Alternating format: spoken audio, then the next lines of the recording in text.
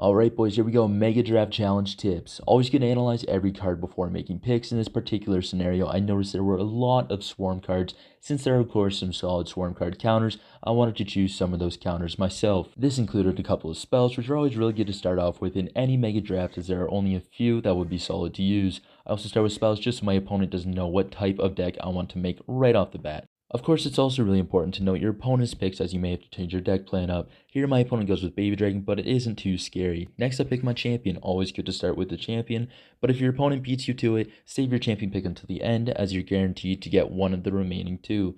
Skelly King was a very solid pick, as it synergizes so well with the swarm cards, and it makes your opponent want to pick a tank killer, as my opponent picks Mini P.E.K.K.A here, which makes for less counters to my swarm deck. I then pick Freeze, as it's very hard to counter, and then after that I pick all my swarm cards based on what he chooses, get a miner as it's another solid tank, and we end up with a very solid deck.